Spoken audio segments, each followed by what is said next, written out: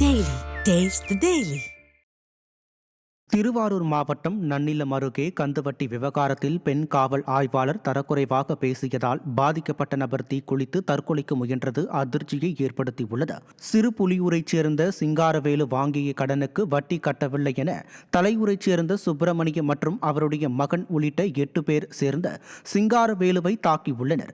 இதுகுறித்து பேரளம் காவல் நிலையத்தில் புகார் அளித்த நிலையில் காவல் ஆய்வாளர் சுகுணா கந்துவட்டிக்காரருக்கு ஆதரவாக சிங்காரவேலுவை மிரட்டி புகாரை வாபஸ் வாங்க கூறி வற்புறுத்தியதாக கூறப்படுகிறது. இதனால் மன உளைச்சலுக்கு ஆளான சிங்காரவேலு தீக்குளித்து தற்கொலைக்கு முயன்றுள்ளார்.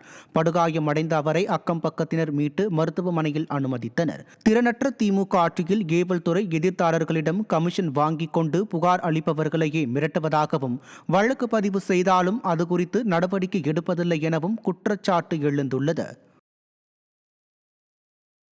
சமாதானம் ஆகிடுங்கன்னு நேற்று நைட்டு கூப்பிட்டு சமாதானம் ஆகுங்க, இல்லை எங்கள் வீட்டுக்காரர் சொன்னார் நீங்கள் எஃப்ஐஆர் போடுங்க, நாங்கள் எதாக இருந்தாலும் கோர்ட்டில் பார்த்துக்குறோம் அப்படின்னு சொன்னாங்க. திரும்பி இல்லை உன்னால் கோர்ட்டில் பார்த்தா அவன் வெறு பத்திரத்தில் நீ கையெழுத்து வாங்கி கொடுத்துருக்க, வந்து அவன் 1 கோடி ரூபா சொன்னால் கூட உன்னால் கட்ட முடியாது, கோர்ட்டுக்கு போயிட்டீங்கன்னா நீ எப்படி கட்டுவ, உனக்கிட்ட என்ன இருக்குது, வசதி இருக்கா, என்ன இருக்குது உன்கிட்ட அப்படின்னு கேவலப்படுத்துச்சு. அதோட மனநல சொல்ல நாங்கள் 2 பேரும் கிளம்பி வந்தோம். எஃப்ஐஆர் போட்ட இதுலேயும் சைன் போடலை, நீங்கள் எழுதி கொடுத்துருப்போன்னு சொன்னாங்க. அது அவங்க சொல்லிவிட்டு அவங்க போயிட்டாங்க.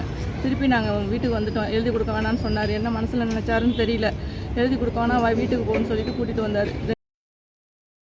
அதிமுக பொதுச் செயலாளர் தலைமையில் மீண்டும் அதிமுக ஆட்சி அமைந்திட மதுரை மாவட்டம் திருமங்கலம் அருகே கே. புளியங்குளம் கிராமத்தில் புறநகர் மேற்கு மாவட்ட கழக அம்மா பேரவை சார்பில் சிறப்பு பிரார்த்தனை மற்றும் அன்னதான விழா நடைபெற்றது.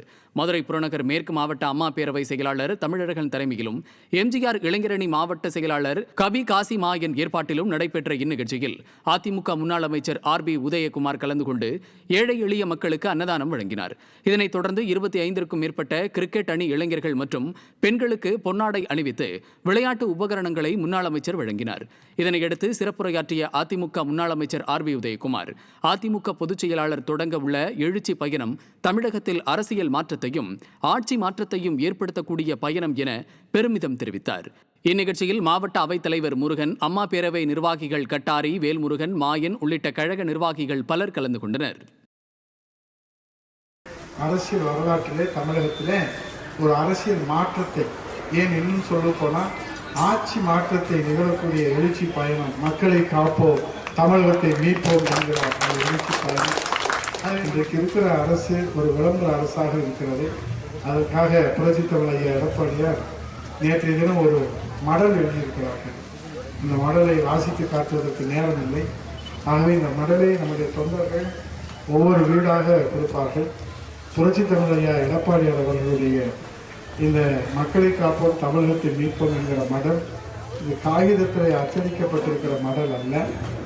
இது இந்த நடைபெற்று கொண்டிருக்கிற மக்கள் விரோத ஆட்சிக்கு முடிவுரை எழுதுகிற பிரம்மாஸ்திரம் தான் இந்த புரட்சித் தலைவர் எடப்பாடியார் எழுதியிருக்கிற மடல் என்பதை சொல்லி